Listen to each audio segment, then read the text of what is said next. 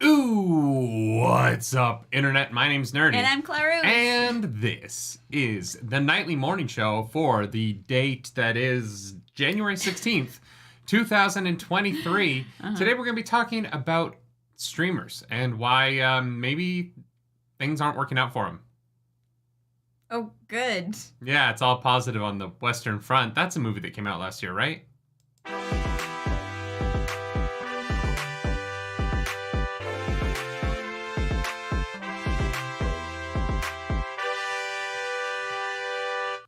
God, we are so good at intros. Good morning, everybody. Welcome to another nightly morning show.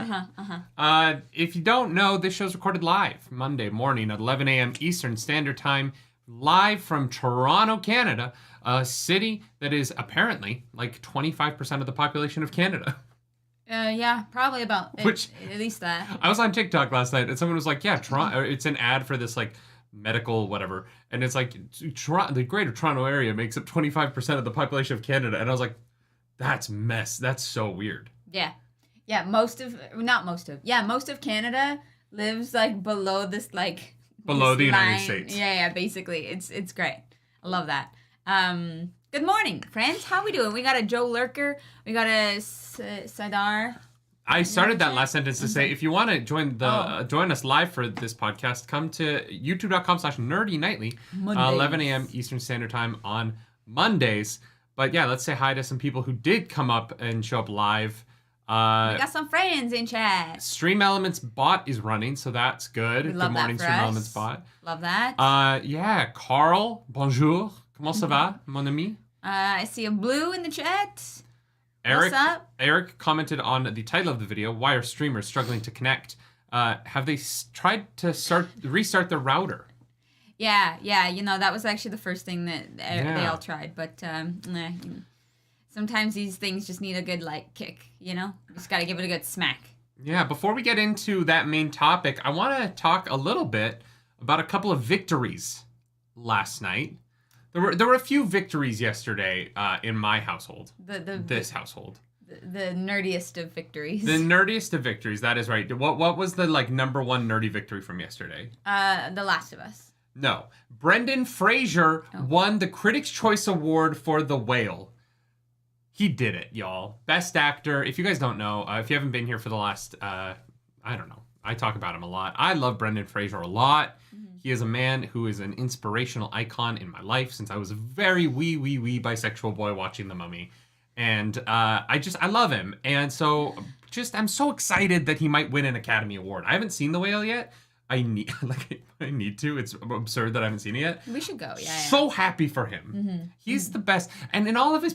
I watched every single interview he did after he won last night. At 3 o'clock in the morning because I had insomnia, and he's just crying and so happy, and I'm crying and I'm so happy, and I'm just living this weirdly cathartic thing with him. That's totally fair. That's beautiful. I'm really happy for him. He deserves this more than anyone, We have a bitter Asian dude in the chat. Good morning, Paul. What's up? Good morning. Welcome on in. For those of you who don't know, Paul is an actor. You might have comedian. Seen him in a few things. He might have. He's in Star Wars. Yeah.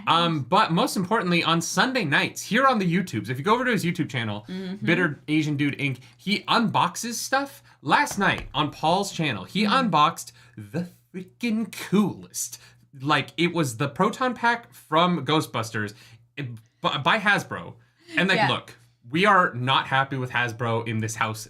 ATM. Okay. Yeah, they got some stuff they gotta own up to. We're a little bit pissed off about the Magic situation, and we're more than a little bit pissed off about the D&D situation. But when he opened this Ghostbusters box and pulled out this glorious piece of Ghostbusters technology, I was sitting, the football was on the TV, and I was not paying attention. I was in Paul's stream whoo! That's pretty impressive. I gotta go bust some ghosts. I'd love to do a movie night of the original because I haven't seen it in so long. I'm down. It's been forever, and yeah. I have a Stay Puffed Marshmallow Loungefly backpack. You do. It's so cute. I love it, but it's white, and so I don't want to ever take it anywhere because I don't want it to get dirty. So it sits on a shelf, and I look at it fondly.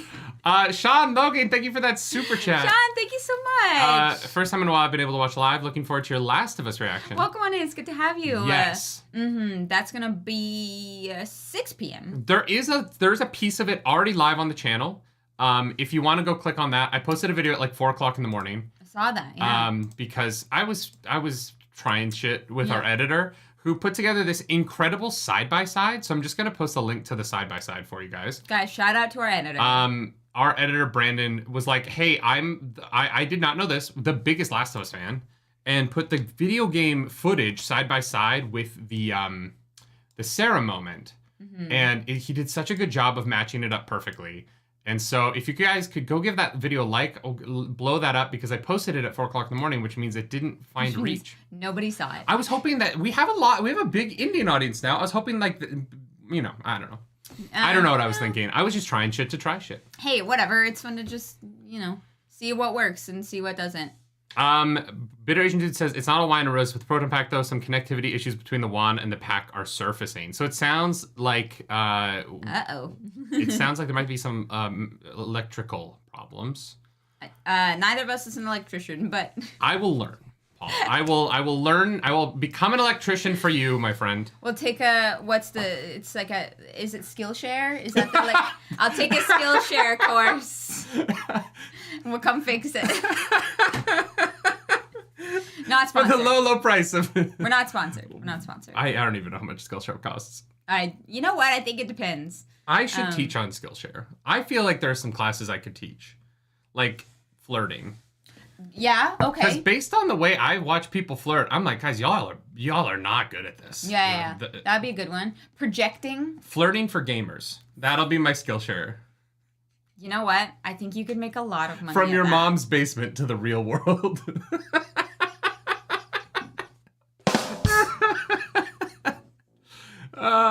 I feel like and you know what the like beginning of the class would be? What? Be like, I look like this, and I play Pokemon for a living for a while. This is what my wife looks like. Do you too want to have this level of upgrade in your life? Wow. Wow, I'll be the promotional marketing. Jesus Christ. It's fine. Yeah. It's fine. It's fine. Do you want to date hot women without having to resort to being an absolute douchebag like Andrew Tate? Come to my Skillshare class. There's a way, guys. There is a way. I promise. Oh my God. It's crazy. Yeah. Oh my God. That would actually be a great course. L Gage wants to watch my class on blowing holes in castle walls. I wouldn't use fireworks. Really? But you would use fireworks for cannons? Hey, wait, if the I would use fireworks for cannons? If the fireworks that they make in the Wheel of Time can also be used as cannons, I think they can No. Cannons and fireworks are not the same thing. Yeah, but she's gonna build a cannon out of her fireworks, so... No, she's gonna build a cannon using the properties of gunpowder that she learned from making fireworks. Those are not the same thing. No, not in my head cannon. Get out. I agree, Gently Bell. I think that Nerdy would be doing the world a service with that course. Yeah, I think I would. I think I've got some skills, y'all. Mm-hmm. I think I've got a couple of skills. So a couple of other victories last night. I know that we're talking. I brought up that we have a growing Indian audience on the channel because we've been loving on some Indian films lately. RRR, my favorite movie from 2022. Won the Best Foreign Film award at the ceremony last night. There is an applause button on here, but I don't know which one it is. Yeah, so congratulations to S.S. Rajamouli. I know James Cameron was hyping him up at the award show last night. There's a clip, if you want to see S.S. Rajamouli get some hype from one of the West's best directors, then go find that clip. It's great. James Cameron is like, yeah, your passion is just like unparalleled. And he's right. RRR is absolutely deserving of the award, it was a good night. It looks like the Oscars are headed in a direction that I like here. This is good. This is good to see. I never watch award shows, but sometimes I talk about them afterwards. Yeah, I have a problematic obsession with award shows because it's like data points. And I like tracking data points, and so the ability to see the award season for movies is so interesting because there is this lead up to the Oscars where you can like kind of track probability based on previous awards. Yeah. And I find like the math of that really interesting. And yet you're bisexual. It's weird. Yeah. I don't do the math. I just read other people's numbers. You find it interesting. Yeah. Gotcha. That's fair. Best song for Natu Natu. If Natu Natu doesn't win best song, what are we doing? Yeah. Like, honestly, what are we that whole sequence as a species doing if Natu Natu does not win best song? I give up. I've never been quit the play. so happy watching a musical moment in a movie ever. Yeah. Like any Western movie musical, Natu Natu is the most impressive dance sequence I've ever watched on film. Yeah. It's so fun. Yeah. It was truly incredible. Like that movie deserves so many awards. No stunt doubles. No dance doubles. Those are the stars of that film doing it, right? Yeah. Like God, it's so good. Do you, Desi Notch? But do you? Me Monk says, I wish RRR would win Best Picture. I would much rather... I would love it if it won Best Picture. I just want it to be nominated. I think that there's a tendency at the Oscars to segregate foreign films into just being foreign films. Mm-hmm. And obviously that has changed in recent years. Parasite, which was one of the best movies of the decade. I still need to watch that. You have to watch Parasite. Yeah. It is like... Parasite is a perfect film. I love it so much. That obviously went on to win Best Picture, but it is also Parasite was more what the Academy likes. It's more of a character piece. It's not as like big action. I just would love to see RRR recognized for its brilliance with at least a nomination in the Best Film category instead of doing what the Oscars traditionally does, which is like, well, it was nominated for Best Foreign Film, so that's good enough. And I'm like, no, this movie rocked. Yeah. Yeah, I'm trying to. It's. I always wish that I have every year. I'm like, God, I wish I had watched more movies so that I feel like I could be more on top of these things. Because there's so many things I'm like, but I didn't even hear about that. I don't know what that is. Like, I do wish that I was better at being on top of those things, but we already watched so much that I don't know how I would be. Yeah. And be able to give it my full attention. You know, if 100%. Stuff was just on the TV while I was doing other things, that's fine. But I don't know if it would really get the full impact, especially when you're talking about Oscar-worthy things. Mm-hmm. You know, the attention's in the detail, and I never want to like miss that. Well, and one of the things that's tough about what we do is we watch so much content that it's like tough to find time to sit down and watch things that we're not gonna put up. Yeah. Like a couple of years ago, we watched so many of the Oscar movies. Granted, we waited until because here's the thing, like, I get the screeners at some point. I'm a member of SAG-AFTRA.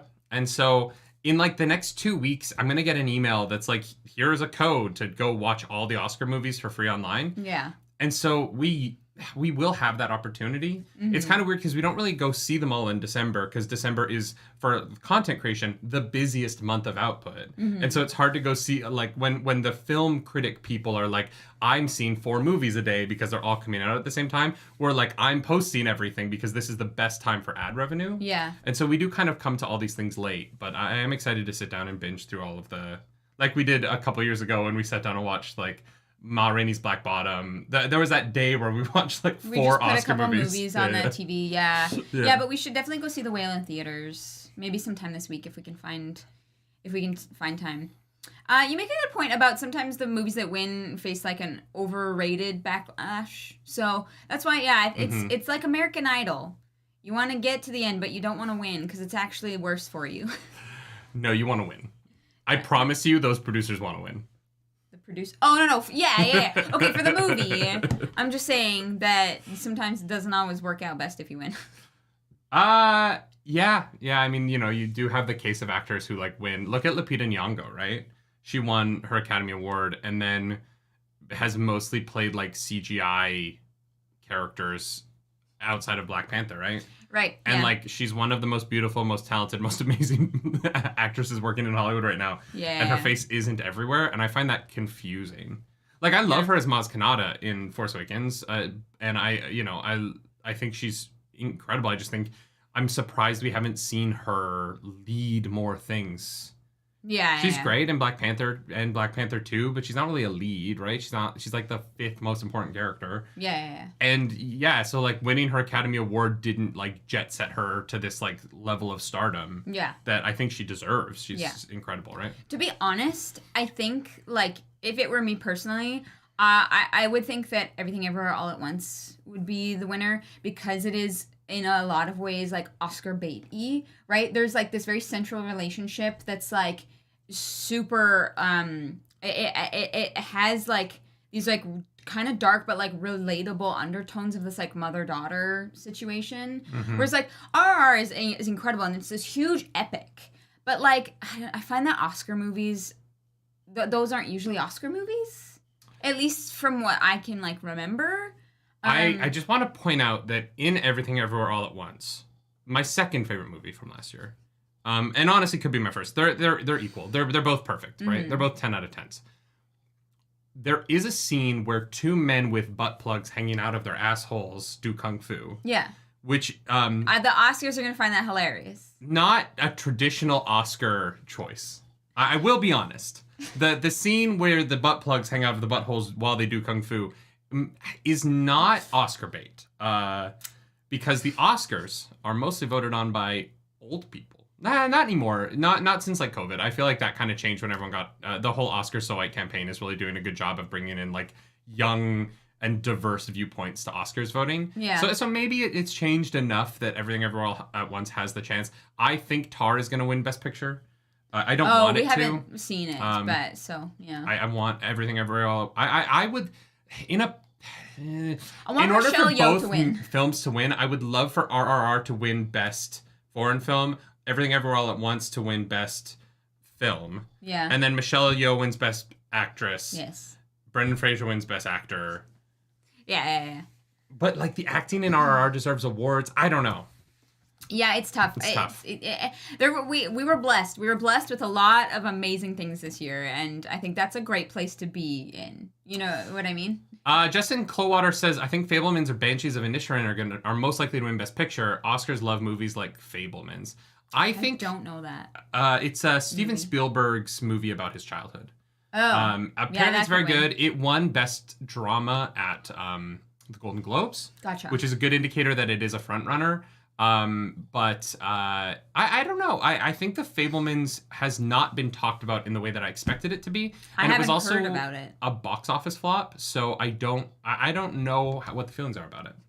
Interesting. James Smith, thanks for that super chat. Welcome on. It's good to have you here for Monday. Let's go. First Monday show. Hello, this has been great. Thank you. No, thank you for being here. Yeah. This is the nightly morning show. It is. It's like just like a chill hangout live stream, you know, where we talk about nerdy stuff that happened. Yeah. It's a good time. Wheel of Time fan edit says Tar was on many film tubers top 10 lists though. Oh, 100%. I want Everything Everywhere All at Once to win. I want to see films like that succeed in more than just financials. Like I think that if the Academy wants to recognize the way film is changing and the way the film industry is growing, then like the same kind of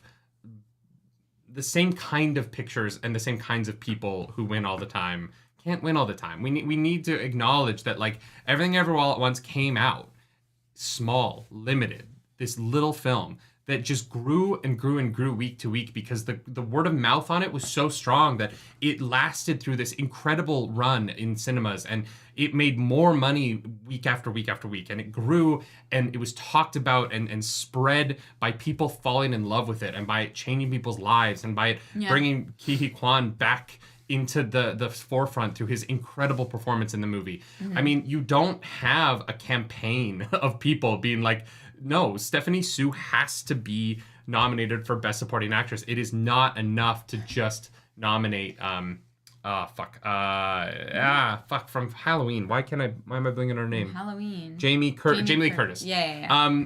And you don't have that with Tar, right? Like Everything Everywhere All at Once was a movement of people falling in love with this movie that was just so emotionally riveting that it caused this need in people to share it with others, to force other people to watch it because of the message and the way it was told and the performances. Michelle Yeoh leading that, right? I think that is worth recognizing in a way that, like, yeah, there's a bunch of film people who are like, Tar is really good, and Cate Blanchett, who is a really good actress, is really good in it. Yeah. That's awesome. Like, I'm not trying to take anything away from that, but, like, there is nothing in the last year quite like the movement of people who fell in love with Everything Everywhere All at Once and RRR, and the way that these communities of people around the world have rallied together and been like, holy fuck, look at these two massive achievements in bringing diverse communities from around the world together to go, hey, look, this changed my life. Yeah. These are life-changing movies, and that to me is the best of cinema. Mm-hmm. Yeah, no, I think that, like, it really speaks to a lot that, like, there are some movies that I haven't even heard of, right? Because, yeah, it doesn't mean that they're bad, but the movies that speak to people and move them to then share that experience with others, I think are definitely worth mentioning and worthy of awards. So, I don't know, we'll see. I never really know how these things are going to go, but I am really hopeful for Everything Everywhere All at Once, because I think it's perfect. I also think if the Oscars want to have good ratings, announce early that Natu will be performed live on the Oscars.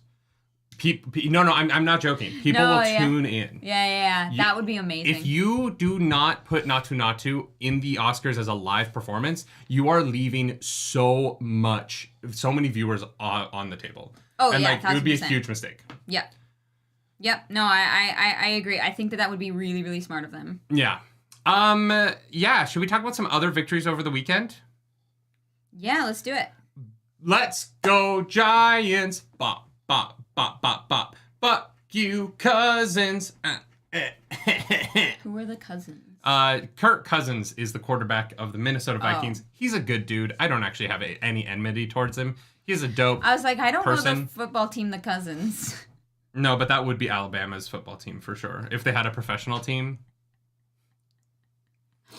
The Birmingham Kissing Cousins. Oh my God, you're allowed to say that because your family's Sweet home Alabama. Oh Jesus. Yeah. Yeah, there was some interesting sports ball yesterday. Yeah, no, I won't get into it too much because it's not nerdy. But to my New York Football Giants, thank you so much for winning a playoff game. It's been so long. To the Buffalo Bills, congratulations on barely surviving Miami's third-string quarterback. To the San Francisco 49ers. Yeah, Brock Purdy's amazing. I don't know how you got so lucky that you have 3 incredible quarterbacks in the same year. Congratulations. To the Jacksonville Jaguars, that was one of the greatest comebacks I've ever witnessed in my entire life. And including the Minnesota comeback from earlier this year. I can't believe those 2 comebacks happened in the same season. But Trevor Lawrence, you deserve it. That was an incredible second half. And to the Bengals, you won that game. You should have won it better, but you did win it. And that was the game with the crazy where he ran the entire field. Yes. Yeah. That was the one thing I noticed. Yeah. That was very funny. And it was a crazy day of football. Pat Stone says Canadian girls under hockey 18 gold. Yes, the men also it's not under 18, it's under 20, right? I don't know. I think it's under 20. But yeah, the Canada won gold for men and women in hockey. Hell yeah. So yeah, lots of victories around the interwebs in terms of things I like. All right. Should we get into the things that aren't a win? Sure. Yeah, let's do it. All right, our main topic for today. Thank you all for sticking through the intro. The main topic for today is that we have been in a weird place. 6 months ago, there was so much hype around the coming fall and winter of television. We were getting The Lord of the Rings, The Rings of Power, a terribly titled show, because the rings. It doesn't roll off the tongue in a way that I like, but that's fine. Uh-huh. We were getting House of the Dragon, follow-up to Game of Thrones, and a show that had a lot of legwork to do in terms of bringing an audience back. Fan base back, yep. Mm-hmm. After a season that is very divisive and much maligned. We had Willow coming, a sequel series to a movie that I adored growing up, that I really, really just, I love. I still have the bookshelves aren't here. We changed our set. Oopsie. A movie that I still own my VHS copy of. Yep. We were getting a Witcher Blood Origin spin-off about the first Witchers. We were getting a Velma Dinkley show from Mindy Kaling a woman who has made many successful TV shows and was a star on The Office and also a writer on The Office, I believe. I could be wrong, but I think that is true. Mm-hmm. We had a bunch of streaming shows that were coming and in like the nerdy fantasy realm, spin-offs. Uh-huh. And of those, I would say one is not controversial. In some way. Yeah. Right? House of the Dragon is pretty much the like... It's pretty beloved. Oh, and we're getting Andor. So there's two. Yes. So Andor's great. Andor, House of the Dragon. In that same time, we have these kind of giant IP shows that are poorly received, very poorly reviewed in some cases. Some of them are the worst reviewed television shows of all time on the platforms that they're on. Mm-hmm. What's happening? People are greedy. I don't know if you know this, but humans are greedy and they like money and they think that things that are more recognizable will make them more money. Mm-hmm. Okay. And so they instead of expanding on the things that we love, they're ruining them. Interesting. Yeah, I don't know what the fuck is happening right now. I just feel like, I don't know, maybe COVID just made everybody sad, and we just don't have people who are writing very good things. I'm sorry. There's a lot this year that disappointed me. Mm-hmm. I loved House of the Dragon. I loved Andor. Rings of Power was the biggest disappointment I have experienced. I mean, well, since I like turned 18 and I thought my acne would go away, and that's not how that works. Teenage acne does not just miraculously go away when you become an adult. And we have Willow, which we stopped reacting to because we disliked it so much. And we didn't want to put negative reviews out there. There was just no need to, like... There's no need for it. Like, we don't need to, like, shit all over things. Especially, I know there's people out there that like Willow and enjoy Willow. And if you do, I'm happy for you. I don't think it's very good. And we have Velma, which we watched that first episode. Oh, boy. And it was hard to get through. It's bad. I don't know who the show is for.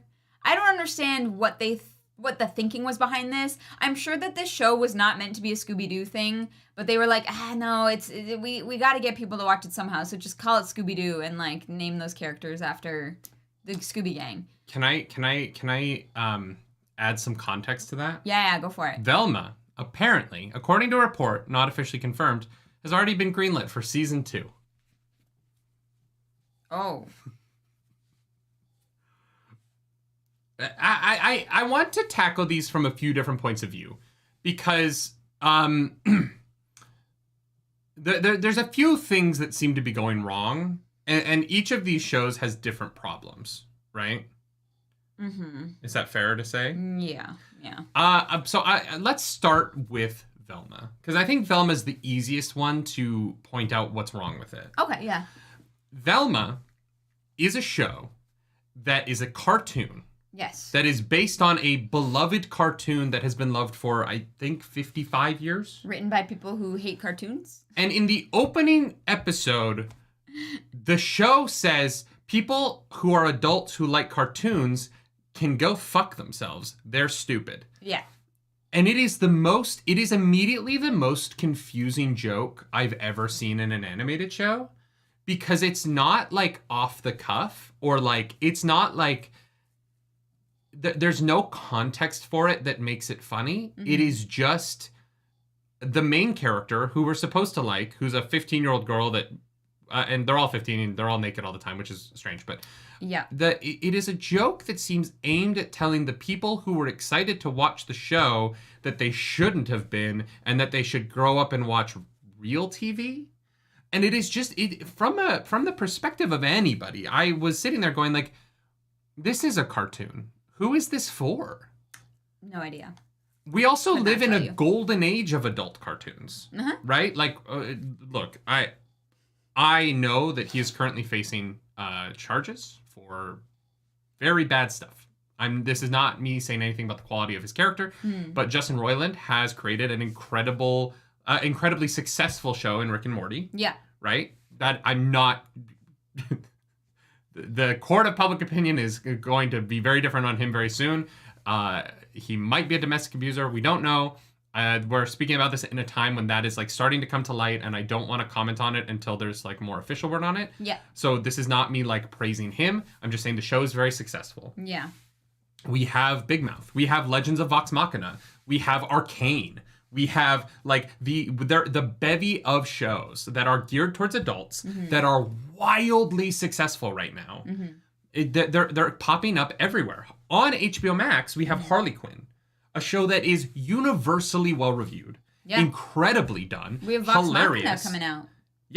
Yeah, that's on Amazon Prime. But yeah. But I'm saying like for the opening episode of Velma to go, hey, fuck people who watch cartoons. Adults shouldn't watch cartoons. Cartoons are for babies. It's so strange. Yeah, it was odd. It's so weird because then who are you making your show for? And like anime is probably one of the most popular genres on the planet. In the whole world. And so I think that Velma is just clearly misguided in its approach from the very beginning. Yeah. And I can't imagine it is going to find an audience because it is a show that does not want to be successful with the kinds of people who would watch it. And that is weird. Yeah. It's a weird choice to make, right? Yeah, it's strange. I don't know. Yeah, I don't know what they were thinking. There's a lot of people saying that I heard Velma wasn't originally supposed to be about Velma, but an original work. But even if it's an original work, why would you make fun of people who like cartoons in your cartoons? Yeah. Why would you do that? Also, look, and like, we watched the first episode. I don't think I'm going to watch. I might watch all of it because I have a problem, but we aren't going to, like, make content about it the whole way through.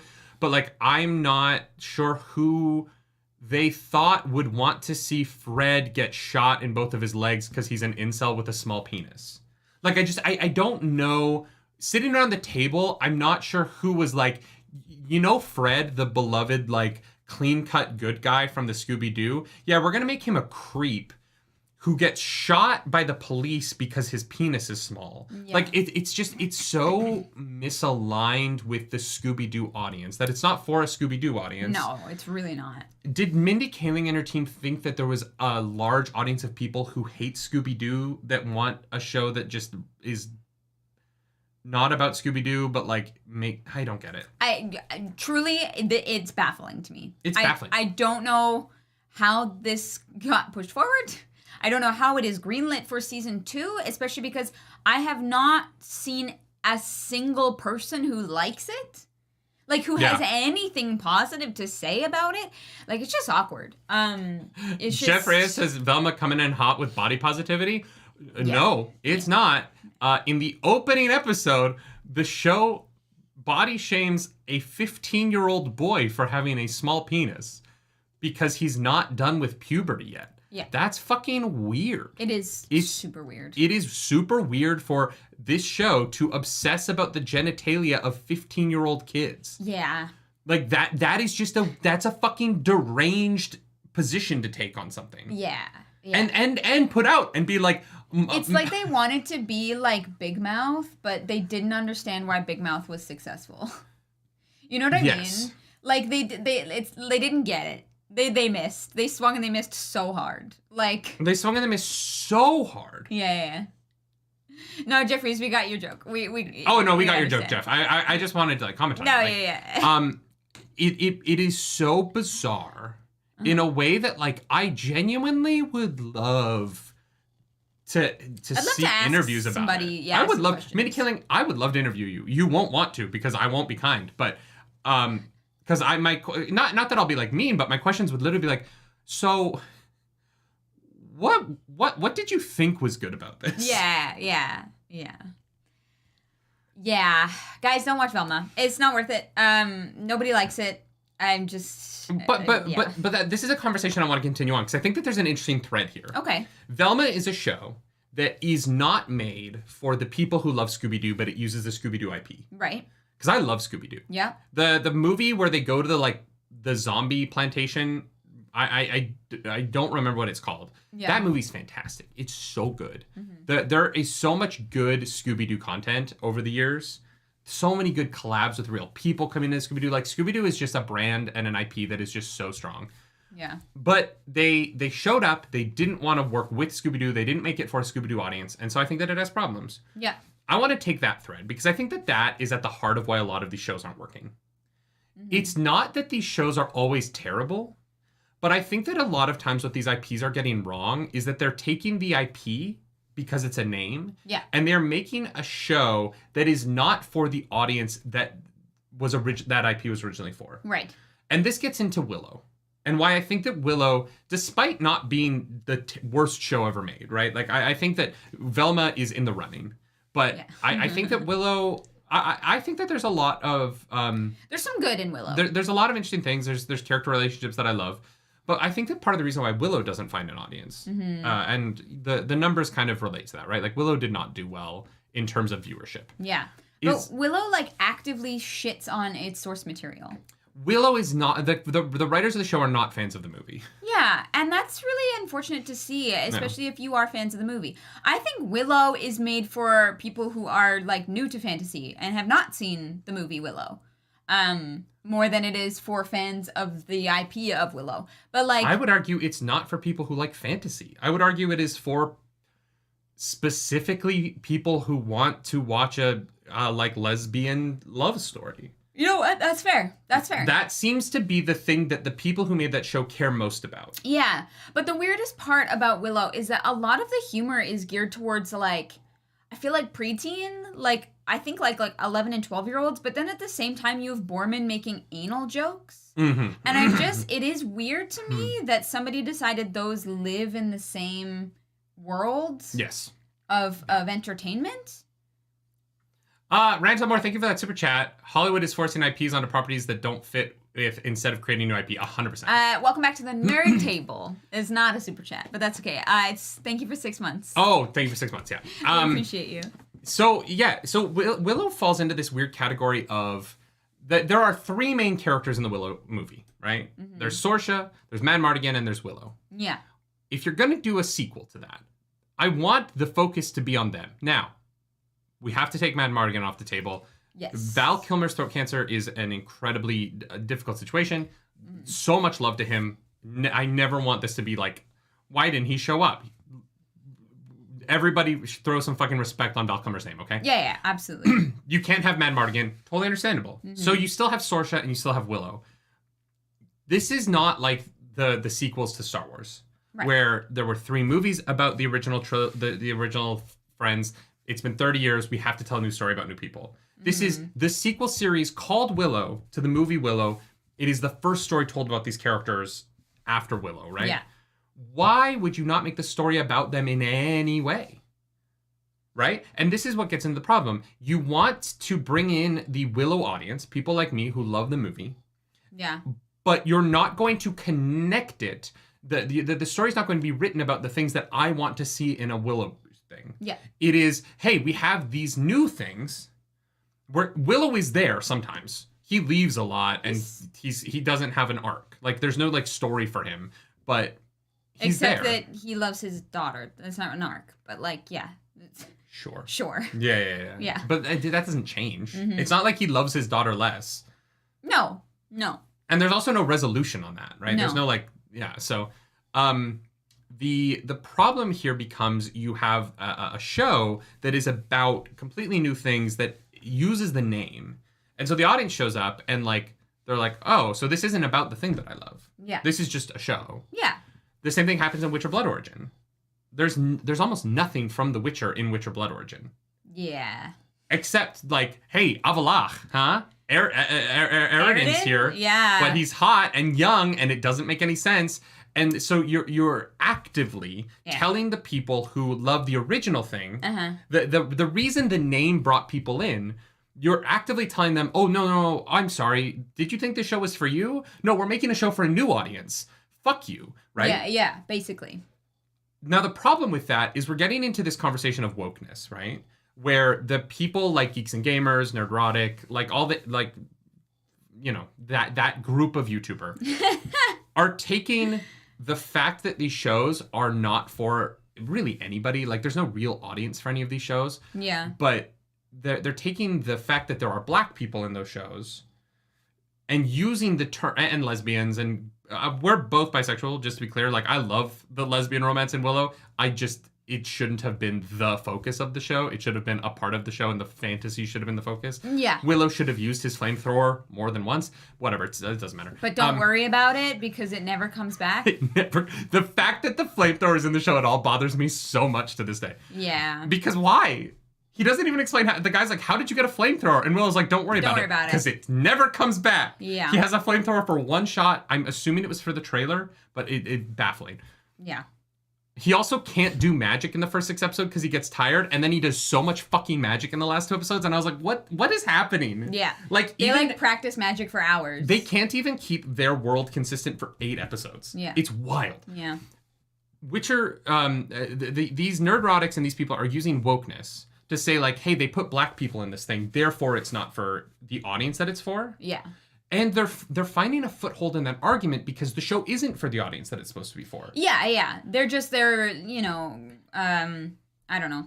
They're like dressing a donkey up as a horse, you know what I mean? Like 100%. Like it's really sad to see, because there are people who okay, there are people who, I'm not saying like are dumb, but like don't think critically about these kind of things, and they watch a thing and it doesn't sit right with them, and they don't care to figure out why. Yeah. They don't have the like background knowledge or like the skills or the time or the care to figure out why. But it doesn't sit right with them. And then they go watch somebody else talk about it. And that somebody else is like, yeah, it's bad because there are people of color in it. And they're like, oh, well, I guess it must be that because I didn't like it. I thought it was bad. I agree with their opinions. So this person seems to know what they're talking about. Yeah. And then it just snowballs and you have incels. And the problem with it is that the culture war around it has real negative consequences for people. Yeah. Like, we are seeing a rise in hatred towards minorities in a way, globally. This is not like a Western problem. The hatred against minorities is a problem across the entire planet, and the rise of like fascism and far right ideologies. Yeah. Anti-Semitism right now. And it's terrifying. Yeah, it's awful, right? Yeah. And the problem is that the problem with Willow is not that there are lesbians in it. Yeah. Lesbians don't make shows bad. The problem with Willow is that it's not really for anybody. Yeah. Like, there's not a foothold in any audience strong enough to like give the show purpose. The same thing with Halo last year, right? Halo was a disaster because they fundamentally misunderstood what Halo was about. Yeah. And they made a show that isn't for anybody. And so then people say, well, it's because they added women to the cast. And it's not that there are more women in the cast. There are plenty of women in the cast of the games. Yeah. But the culture warrior people are taking these shows that are not good, that are not well made, right? The Resident Evil reboot is not bad because they recast characters as black. It's bad because the show is bad. Yeah. But because the show is bad, you have culture warriors being like, see, when you put black people in things, the show ends up being bad. And that's not the problem at all. It is a fundamental issue of these companies are hiring people who do not understand who they're making the shows for. And they're putting out shows that are not finding audiences because they're not for the audiences that love those original IPs. Yeah. Yeah. And it's a problem. It's really disheartening to see, unfortunately. And like, it's not going to go away as long as people have a voice online to kind of say whatever they want to say about things. Because people just want to feel like they're heard and that they're seen. Yeah. And right now, that is having some negative impacts. I don't want to deny that can be a really positive thing. Yeah. That can be a force for good and for some incredible like movements within like humanity. But right now it's not looking so bright, unfortunately. We've had some comments about the Wheel of Time. Some people asked, I think it was Wheel of Time fan edit asked, to what extent does Wheel of Time do that versus just making adaptation choices?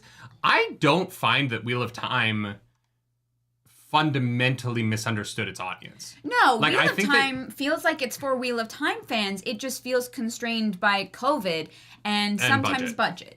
Right? Like, I feel like overall, nobody was happy with that finale because of COVID, and that's not something that they can change, right? And there are definitely changes that are made in the show because they have to scale it down somehow. I don't think that it like missed the mark with its audience. I think they are trying to like broaden from that audience. And sometimes that does not always work.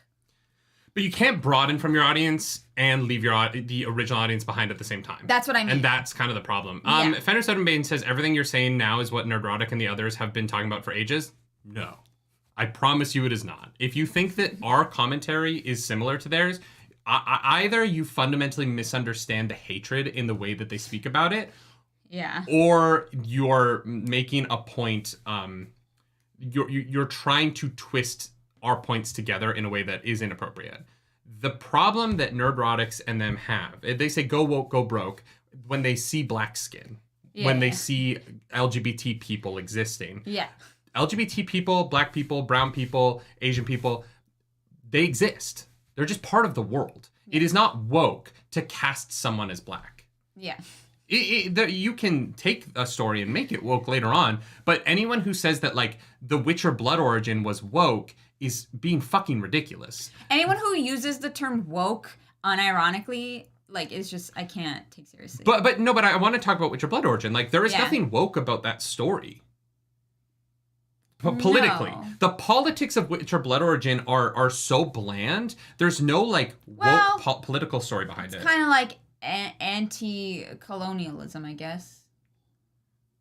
Well, it's anti-imperialism. It's not even, it's not anti-colonialism. It is evil, intentionally evil imperialism. Yeah. Like, if Witcher Blood Origin is woke, then 1977 Star Wars is woke. Yeah. Right? Like, politically, there is no difference between the rebellion in Star Wars, the original Star Wars movie, and the rebellion against I don't even fucking remember anybody's name in that show. In Witcher Blood Origin? The Queen. Yeah. The Empress. The Empress. In Witcher Blood Origin. Yeah, politically, the modern Witcher Blood Origin is not politically more left than Star Wars. Yeah. It is hey, I'm going to be an Imperial who violently takes over other planets with a total of 7 soldiers. Like, that show's so fucking bad. But the fact that she's like, go conquer my army, and it's literally 7 dudes. 7 people, and I was like, oh, wow, okay. Sure. There's no political change between the stories that we've been telling since the 70s. It is purely that the stories that there are more people of color and gay people in them, and so people are like, "Oh, but Captain Marvel had a female lead, so it's bad." And I'm like, "Yeah, because she's a female in the fucking comics. She's been around for like 20 years. What are you talking about?" Yeah. Right? Yeah. And so the problem becomes when the argument is, no, it's about politics, but the politics aren't different, then it's just about the black people. Like, if you make the argument in a show that is politically the same as Star Wars, and you love 1977 Star Wars, if you're a fan of 1977 Star Wars, if you're a Luke Skywalker guy, Luke Skywalker is a anti-imperialist rebel soldier, right? He is Che Guevara. If you like him, and you like the story that he tells, then you cannot complain about leftist politics in modern media because you've been following leftist politics the whole fucking time. Like, that's what you've been enjoying. The problem now is that it's coming out of the mouths of people that the nerdrotics and the geeks and gamers and these fuckers don't like. Yeah. Because they don't fit into traditional values, which is just, traditional is just racism. Yeah. Traditional American values is racism. A racist. And if you can't acknowledge that, like, Luke Skywalker is a leftist, socialist, fucking, like, hippie archetype. Yeah. But you like him, but you don't like the politics of Witcher Blood Origin, I don't know how to talk to you because you don't understand what you're talking about politically. There's no difference between rebellion in one and rebellion in the other. They're both anti-imperial evil people. Yeah. Like, it's not woke. It is the same story we've been telling since 1977 at the very least, right? Yeah. Yeah, Bob Jones, that's why we stopped making Willow reactions. Because, like, we were like, you know what? It's negative. We don't like it. So we're not going to, like, put our time and effort and energy into it, right? Like, it's just... But those people get clicks and they get attention and therefore they get money from it. And so they monetize hatred in a way that's really dangerous. But yeah, these shows really like swung and missed, and Halo was one of them. We didn't include that in like the original list, but God, Halo was one of them. It's because Halo was a year ago, but sure, yeah, but they did not understand their audience at all. Halo is so bad, but the worst thing in Halo is the romance. Yeah. The captive romance, like what a weird fucking choice. Yeah, terrible choice. No. Yeah. Bob Jones, if you don't like it, move on. I disagree with that in a way. Here's the thing, we're talking about it here, right? But we don't make hating on things our whole personality. Yeah. And I think that unfortunately there are some people that do that. And that's where it's unfortunate to see. I don't think, if you don't like something, sure, talk about it. You can talk about it. You can have discussions about it. But it's when you actively incite hatred in others. Yeah. Then I think it becomes problematic, right? We'll talk critically about things. We're doing it right now. We didn't like these things, and here's the reason why. But we're not fuck this thing, burn it to the ground. Everyone who likes it's an idiot. Those kind of things. Because there are people out there who do talk like that, and it can be dangerous. Yeah. Yeah, I think cheeks. Yeah. If the anti-SJW people were around in the 80s, they would complain about that all those schlocky action B movies with skimpy dressed women kicking dudes' asses left, right was woke. Here's the problem. I don't think that anyone is anti-woke. I don't think that anti-woke is like a personality type. I think that it is profitable. And I think that the creators know that it's profitable, and so they are trading in their dignity for money. Yeah. Because their content is ass. It's just them upset all the time, which must be exhausting. If they enjoy being upset like that all the time, yeah, I don't understand them. But they'll all have more subscribers than I do because it sells. First of all, the algorithm benefits it because negative content will always do better than positive content on the internet. Yeah.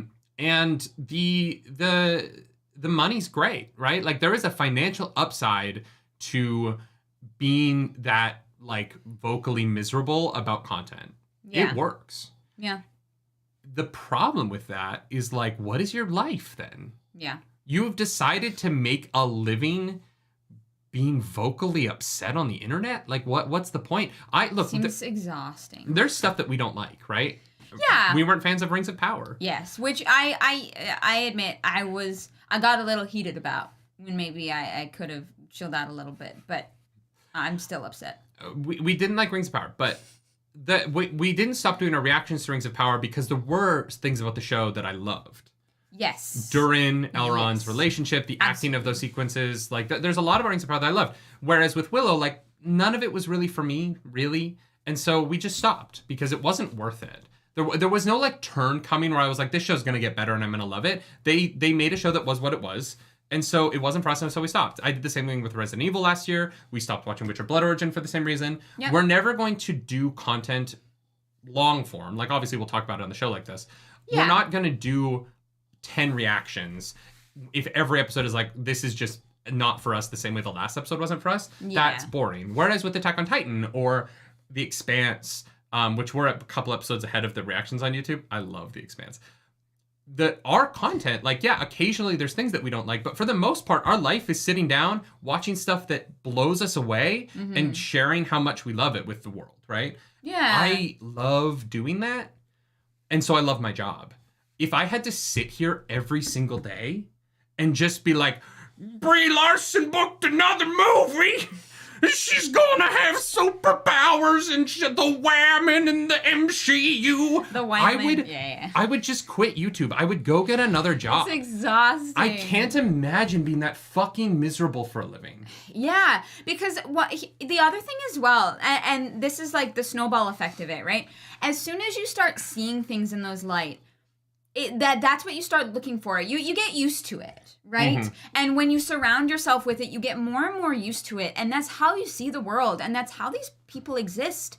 And they exist in their bubble. And they really don't understand the other side of it at all. There are people who just do not get it. Because the people that they surround themselves with and all their life, they've been taught to think a certain way and that the world should be a certain way. Yeah. And it is nearly impossible to break through those people unless, they're open to having that conversation. But unfortunately, most of them are not. And they live their lives, I don't want to say miserable, but probably some of them, because they just they see the negativity. They see the bad. They see the things that like are consequential to them. Yeah. And refuse to see how certain things might be positive for someone that isn't themselves. Yeah. And that is a tough existence.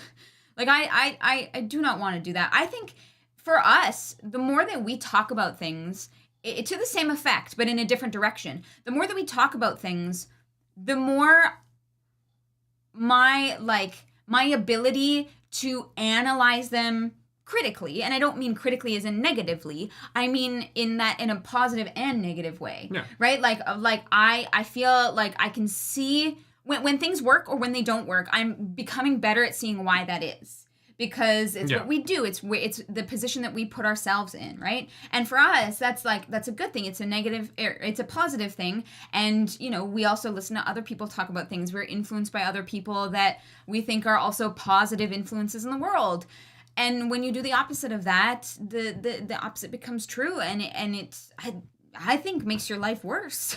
And so I think it's like sad in a way. Like it is angering, it is disappointing, but it is also sad.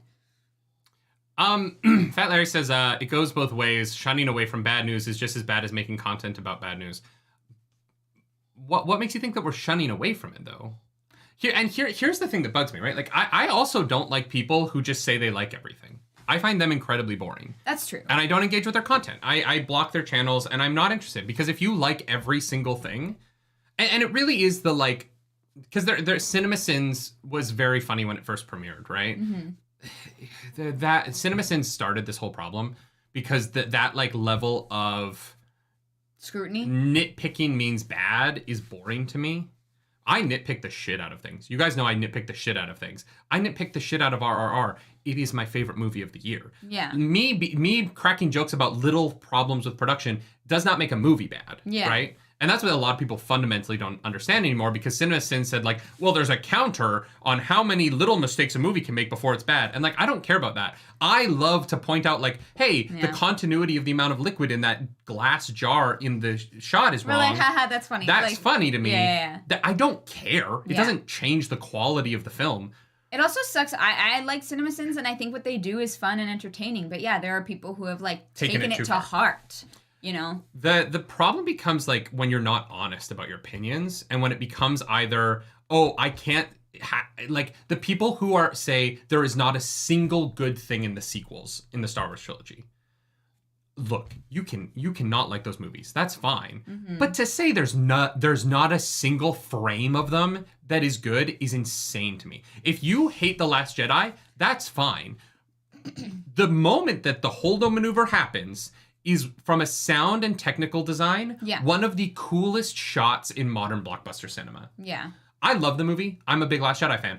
I can understand not liking the movie, but it's the people who say it's all bad or it's all good. Yeah. And art lives in the middle. Art lives on criticism and on color, right? And the problem with the problem with the far extremes of both sides is that there's nothing interesting in being colorless to me. There is a lot of people who want to feel angry because life is hard, and so they gravitate towards the uber negative content. Yeah. But I think that content is better in the middle. Yeah. I love that people love the Batman, Matt Reeves' The Batman. Mm-hmm. It didn't work for me. Not visually. It's visually incredible. Like it's a masterpiece visually. I just didn't like the script. I love that there are people who love it. I don't want them to not like it because I don't like it. Yeah. And that's what the people on the far extremes want. They want you to agree with them. Yeah. I'm never going to ask you to agree with me. Yeah. Unless something is like maybe like racist or something. Like, hey, this is like maybe. Yeah, there are lines. Right. There are lines. There are objective lines that are not subjective lines, right? For sure. I'm never gonna ask you to agree with me, but I'm just gonna ask that you don't take an opinion so hard that it can't be changed in the future. Yeah. But I've seen a few comments in the chat from a couple different people that's the reason that you guys like our stuff, and I just want to say thank you because that's what we like doing. We like saying what we like about it. We like saying what we don't like about it. We like finding all the little joys and all the little flaws in things. It just makes the thing feel more real and it's authentic, right? Things that are perfect, can sometimes be like boring. Yeah, if you like everything and whatever. But if you're you know what's perfect and isn't boring? What? The Last of Us. Sorry. It was just a good. No, that's fair. It was just I wanted to throw that in there. The new Last of Us TV show. Really that's fair. Really yeah, if you're here because you like the way that we talk about things, I just want to say thank you because we don't want to fall. We don't want to be the we like everything or the we hate everything group because yeah, they make money, but they're not honest. And for us, honesty is first and foremost. But yeah, The Last of Us is great. If you haven't watched the episode that dropped last night, get on it. I was thinking we might want to drop our reaction early because the Mandalorian trailer is dropping tonight sometime. Yes, the Mandalorian season 3 trailer will drop tonight. So we'll probably drop the Last of Us reaction at like 3 p.m. Eastern. Whoa, that early? Okay, let's go. Yeah. Why not? Why not? I'll give you a little treat. Pedro Pascal's perfection. Calgary represent. That's right. Filmed in our hometown. Yeah. Yeah, I don't know. I think I don't know. I think. Yeah.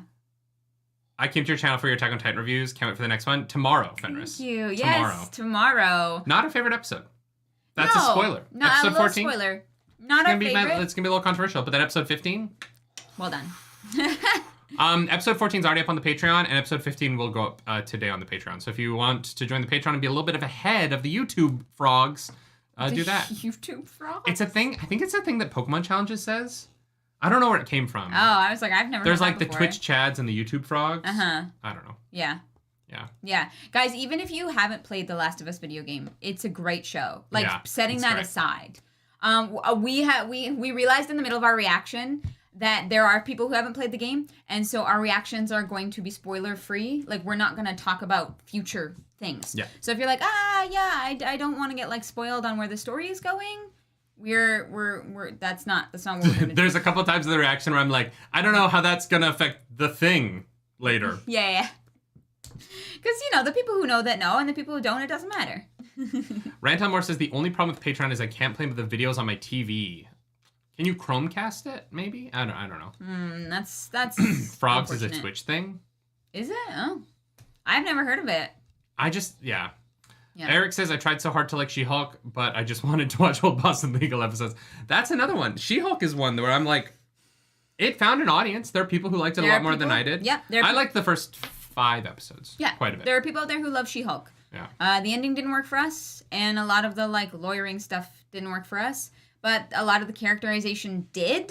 Mm-hmm. So, again, the things that we liked, things that we didn't like about it. Right? And that's even when we started to like it less, we didn't stop those reactions because there was still great stuff in it that we wanted to talk about, Mm-hmm. Yeah. Yeah. It comes from Pepe the Frog? Oh, okay, so don't say that anymore. Why? What's wrong with Pepe the Frog? Apparently it's racist. I have not looked into it. the frog cartoon is racist? Yeah, there's a whole thing behind it. Wait, there's no way. Yeah. No, if you Google it, it will come up. I haven't had a chance to actually look into it. But it's like the Twitch emotes. Yeah. I don't know what the thing is behind it, but I don't know. There's some shit that we'll have to look into. What the fuck? How did you guys fuck up Pepe the Frog? Yeah, how did you guys fuck it up? Isn't he just a kid's cartoon? I don't know.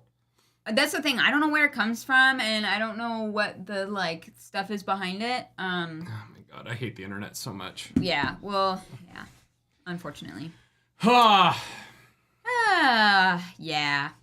Pepe itself isn't racist. Lots of alt-right groups use Pepe. Okay. I understand. It has been reclaimed. It has been reclaimed! I think, okay, if you've watched enough of my content, you know that I'm not using Pepe in a racist way. Yeah. Trust me, guys, I could make so much more money by being racist. It's true. How sad is that? That's true. The truth of the internet is that I could make so much money because I would be so much better at it than so many of those fucking idiots. I could crush that. Are you kidding me? I know. I could be racist so easily. That's the craziest part. And I would be rich. And instead I'm like, fuck. I like people and want them to feel comfortable in my stream. I know. I enjoy people of different backgrounds than me. Oh, God. Should we try and find an Am I the Asshole? Yeah, if you want one. I'm going to read a few titles out. Look, here's my thing. If Candace Owens can make money being on Daily Wire, I could make way more. She's an idiot. Like, she's legitimately stupid. There's a clip going around of her defending Andrew Tate that is the dumbest, the most, how are you so dumb? How are you this ridiculously stupid? It's like he's literally in jail. And there are videos of him saying he fucking did it. And she's like, I don't think he did it. I think this is all a side, and you're like, he said it. He's proud of it. The fucking bird drones. It's not even like there's not evidence. He was like, yeah, this is how I'm a millionaire. And then he laid out a 10-step plan. He started a university and he created a Discord where he taught other people how to do the illegal shit that he's in jail for. And she's like, well, I don't know about that. Because my check comes from the Daily Wire, and so I'm going to sell my soul to the devil and look like a moron. Truly. To defend a man who admitted to the crime on video. Yep. What a guy. Oh my God. What a heckin' guy. Look, I think that it's possible to defend him if you're on that side. I get how you defend him. I don't know how the defense. And this is why I would be better at it than them, is because the defense isn't, I don't think he did the thing that he said he did. That's a fucking ridiculous defense. I'm not going to build a playbook for it, but you can create a defense of his actions that doesn't make you look like a moron. It's the defending his actions while making yourself look fucking ridiculous that I'm so baffled by, because it's so easy to not do it that way. And I find her so incredibly frustrating, because I'm like, what? Oh God. Yeah. She's a special kind of human that we don't like. Yeah. Yeah. Do we want to do an Am I the Asshole? I just pulled it up for fun. God, The Matrix, how much do you want to bet that they just want to wash that name out of their filthy mouths? The Matrix was created by trans people, you fucking morons. I know. The Matrix was created as an allegory for transness, you alt-right idiots. How do you not get it? The thing that you are holding up, the story that you are telling, was created by people you hate, you idiots. It is the most baffling. Logan Paul was like, make sure the Matrix doesn't come for you. And I'm like, what are you doing, dude? Yeah, you're like, my guy, stop.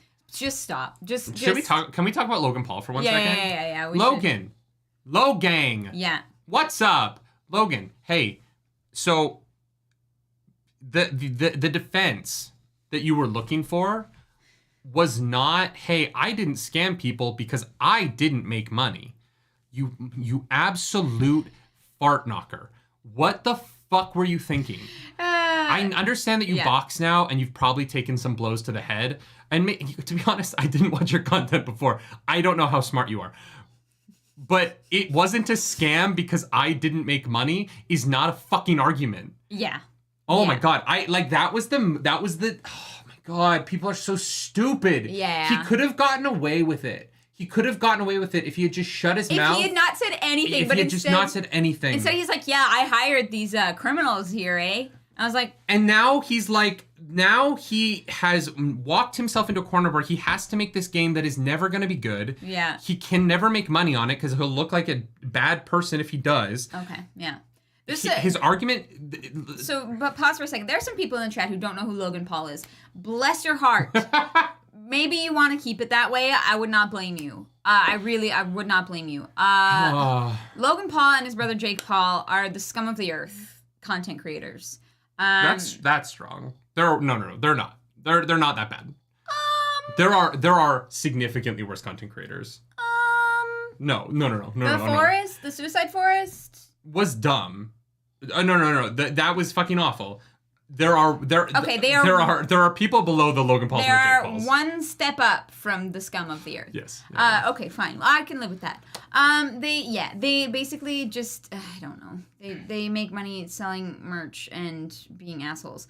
And so I mean, they have the number one new drink product. Of course. Prime. Of course they do.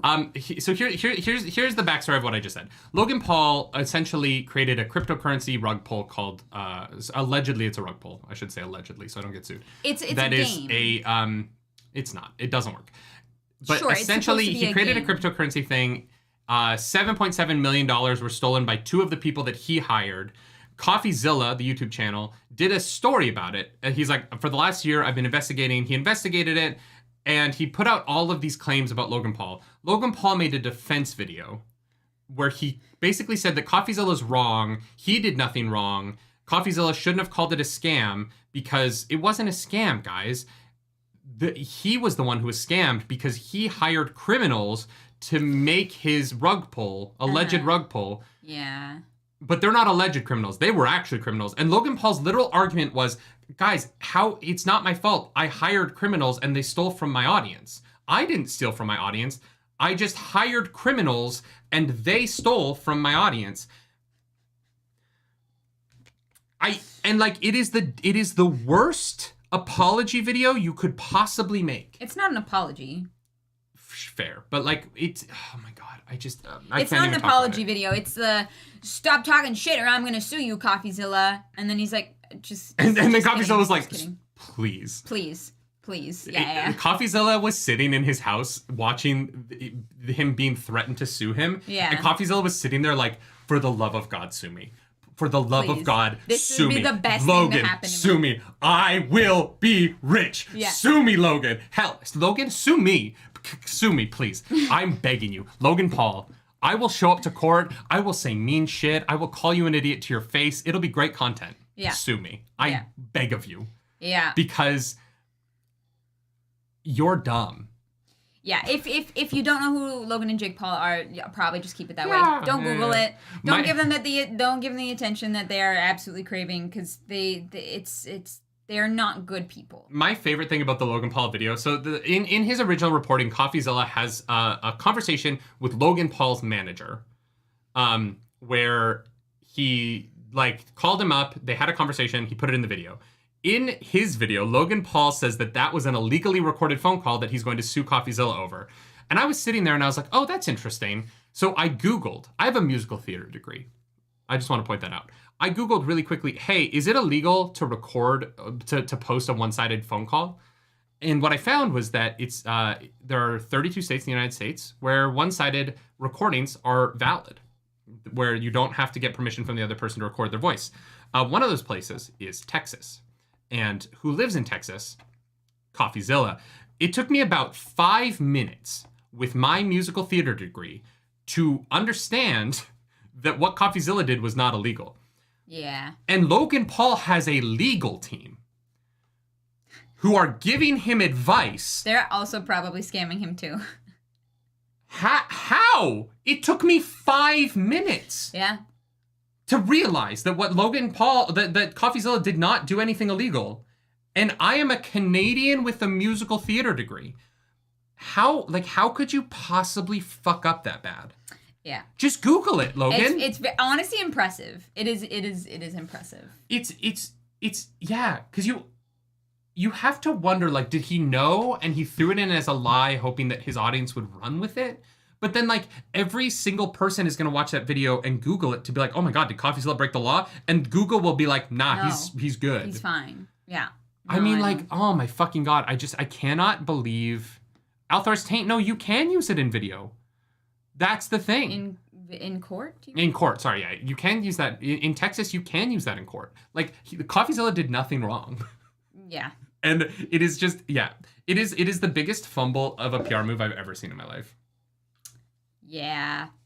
He's an unfortunate human being. Did we miss any other nerd news for the week? That's what I meant to say. I don't know. If chat has anything that we missed from the week, let us know. This I feel like this podcast went down a weird road, but thank you guys for following us down that weird road. You know what? It's fun. That's what the morning show is for. It's time to just chill, less structure, more hanging out. I'm really hoping talking about some bullshit. This will be the last time I talk about Logan Paul in my entire life. This will be it. Oh God.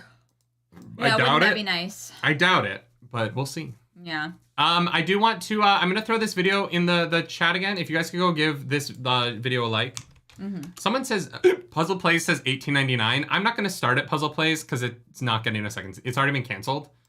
So I just don't really have any interest in. Yeah, I did that. Yeah, we don't need that disappointment. I don't want to get to that cliffhanger and then not continue. Mm-hmm. USA Miss Universe costume. Oh, did you see that video? It's not like nerdy, but like Jesus Christ.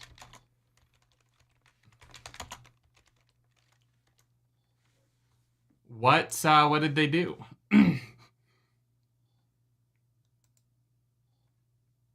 Oh my God.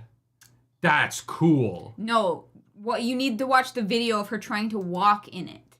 It's heinous. Okay. Is it like, this one? No, that's not a video. That's not a video. Oh my God. It's wild. Like, this poor girl. I feel so bad for her.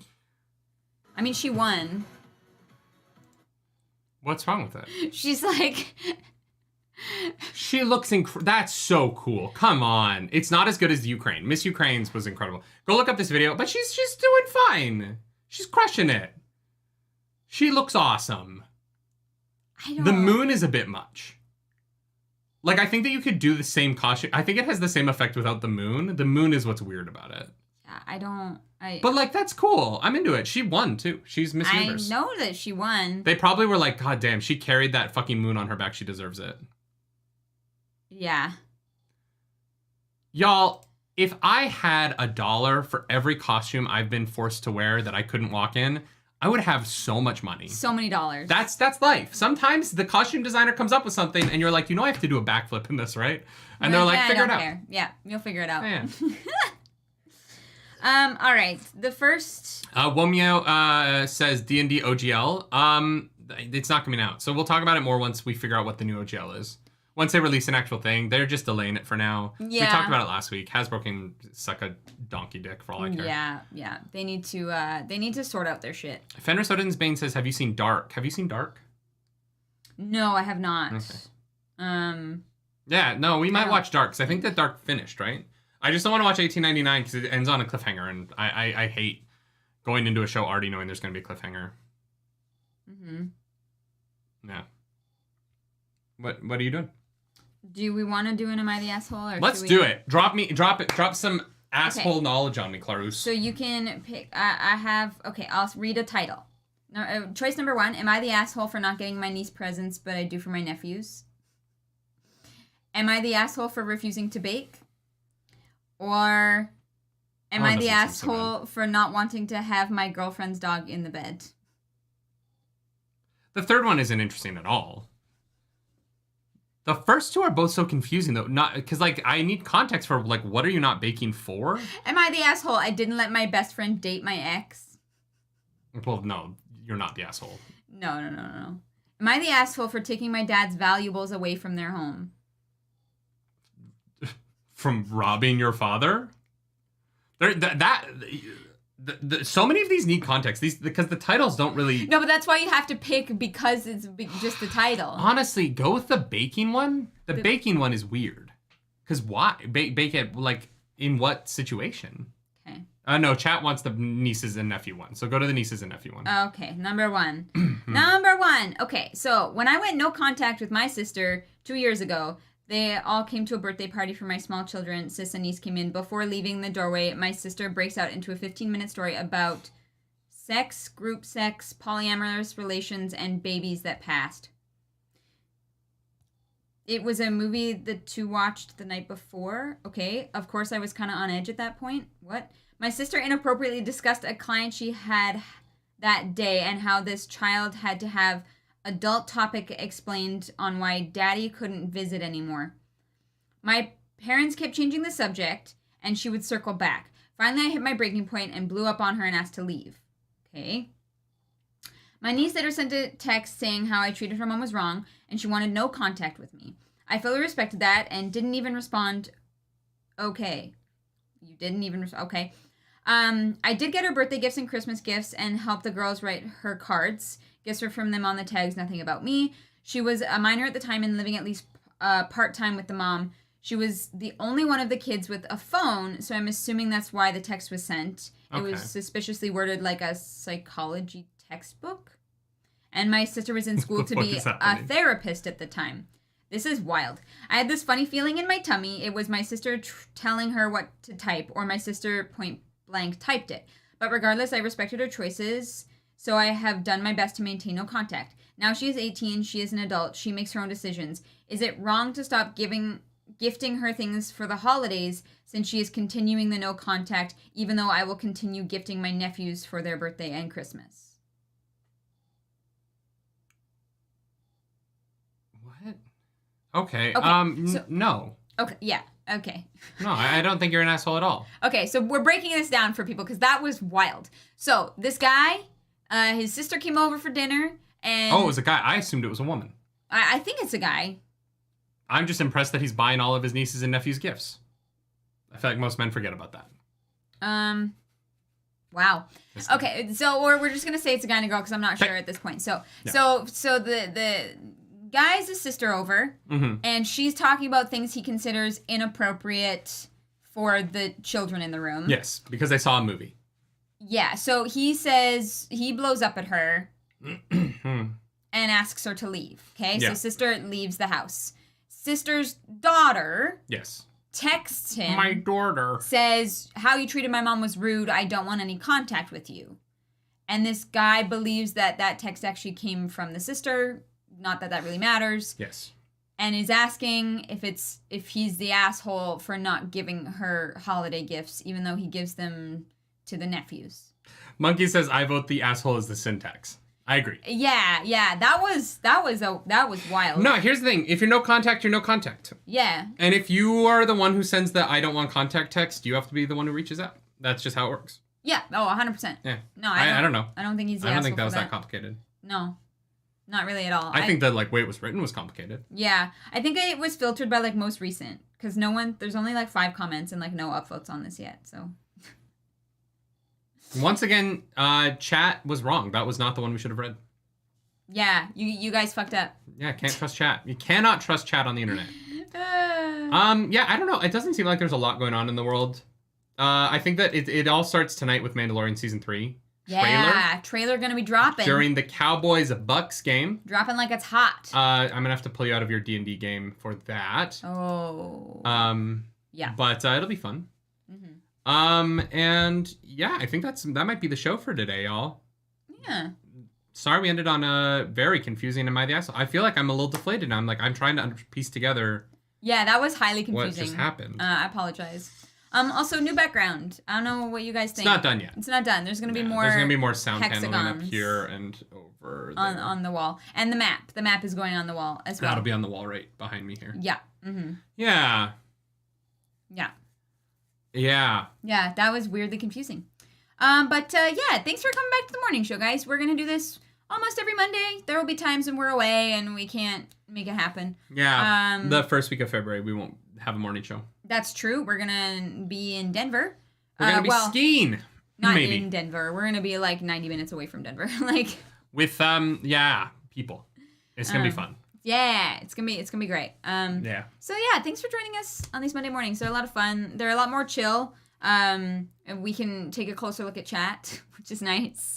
There is a nightly morning show channel in the Discord. So if there's something you want us to discuss next Monday at 11 a.m. Eastern Standard Time, go drop that there, and we will talk about it on the show. Yeah. We're kind of bringing back the morning show, and so we're gonna get back to having segments and stuff on the show. Yeah. Which kind of stopped.